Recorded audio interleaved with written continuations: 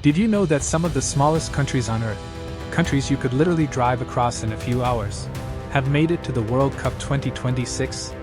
Yeah, while some footballing giants are still scratching their heads, these tiny powerhouses are packing their bags for North America. Stick around, because by the end of this video, you'll realize that when it comes to football, passion beats population every time. 1. Cape Verde, the Atlantic miracle. Imagine a tiny island nation off the coast of Africa, smaller than some US cities, suddenly becoming a World Cup sensation. That's Cape Verde, a volcanic archipelago with just 550,000 people and a land area of only 4,033 square kilometers, about the size of Los Angeles County. Representing CAF, they stormed through their qualification group like a tropical hurricane, finishing as group winners. The Blue Sharks, as they're called, didn't just qualify, they made history. From fishing villages to football pitches, this is a country where every goal feels like a national holiday. Tell me, how do you think it feels when your entire country fits into one stadium, and still you're conquering Africa's football giants? 2. Uruguay, small but mighty. Now let's talk about a small country with a massive football legacy, Uruguay.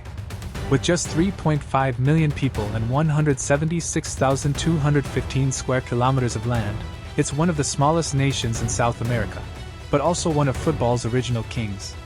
They've won the World Cup twice, 1930 and 1950, and they're back again after finishing among the top 6 in CONMEBOL. You might say they've been small but dangerous since before underdog was even a word. Think about it, how can a country that could fit into Brazil 10 times overproduce legends like Luis Suarez, Cavani, and Federico Valverde? That's Uruguay for you, compact in size, colossal in spirit. 3. New Zealand, the Kiwis soar again.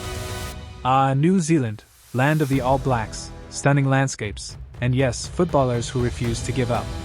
With a population of 5.3 million and a sprawling 263,310 square kilometers, they may not be the smallest by land, but they're definitely one of the most isolated football nations on the map. Representing the OFC, they cruise through qualification as the OFC winner. Because when you've got entire oceans separating you from your competition, you learn to make every chance count. Their journey to the World Cup wasn't just about winning matches.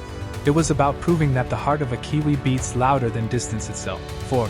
Paraguay, the silent South American force. Paraguay might not always make headlines, but make no mistake, this nation of 6.9 million people and 407,000 square kilometers has football running through its veins. They quietly worked their way into the top 6 of CONMEBOL, proving that even in a region filled with giants like Brazil and Argentina, the Guarani Warriors know how to fight. Paraguay's strength has always been in discipline and teamwork. They don't play flashy football, they play effective football. It's that underdog mentality that makes them so dangerous. And let's be honest, isn't it always the quiet ones that shock you the most on the big stage? 5. Jordan, the Desert Dreamers. Now here's a real Cinderella story. Jordan, with 11.5 million people and 89,342 square kilometers of land, qualifying as AFC Round 3 runner-up. This Middle Eastern powerhouse in the making has turned sand into dreams and dreams into goals. From Amman's packed stadiums to street corners filled with kids kicking footballs in the dust, Jordan's qualification is a fairy tale of passion, resilience, and national pride. And you've got to admit, there's something poetic about a country known for ancient wonders like Petra adding World Cup qualification to its modern achievements. 6. Tunisia, the Eagles take flight again. Last but never least, we have Tunisia. Population 11.9 million, land area 163,610 square kilometers, representing CAF as a group winner. This North African nation has always been a consistent force, and now they're ready to make another statement on the world stage.